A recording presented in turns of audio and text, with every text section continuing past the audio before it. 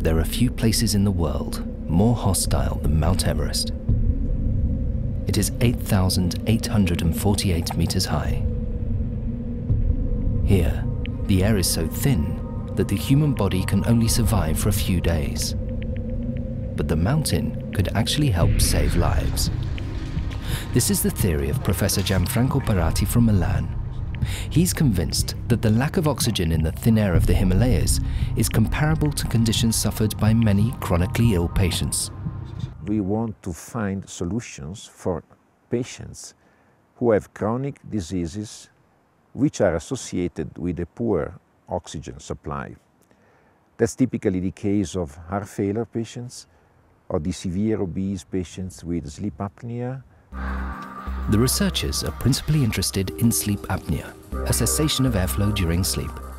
This widespread problem has barely been researched and over the long term carries a high risk of heart attack or stroke. This medical adventure begins in early September. 50 volunteers, all in good health, and tons of scientific equipment need to be transported to the Himalayas.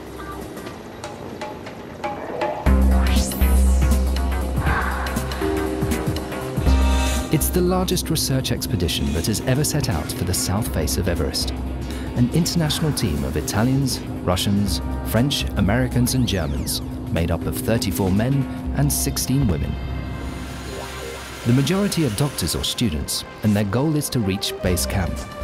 A smaller group, however, want to climb Mount Everest. One of them is mountain guide Armin Fischer. I have a great respect for high altitudes, of course. This is always an unknown factor. Different people's bodies react differently at high altitudes. You never can tell.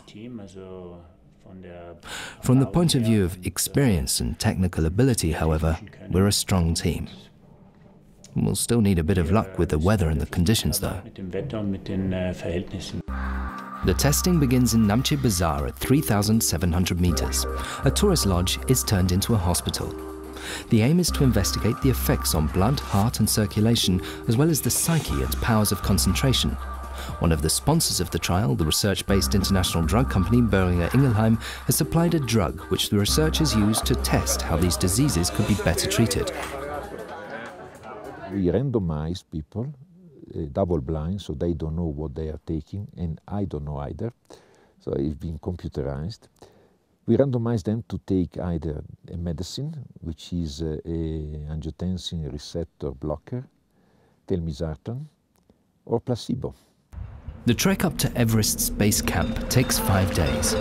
Despite the magnificent scenery, it's not always pleasant. The group struggles with the weather, a continuous mix of fog and rain. The last leg, an endless glacial moraine at over 5,000 meters, saps all their strength.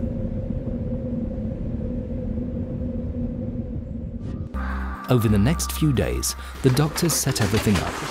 The most important thing is to secure the power supply for the medical equipment. And now it's a question of collecting data non-stop.